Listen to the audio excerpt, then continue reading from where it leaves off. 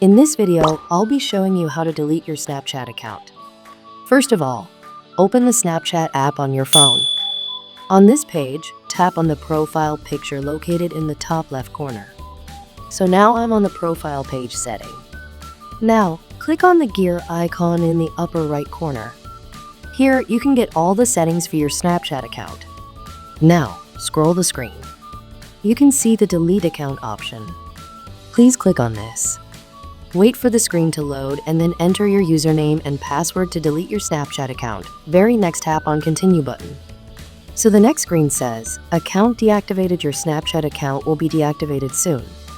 If you have verified an email address with Snapchat, we'll send you a confirmation once it happens. In 30 days, your account will be deleted.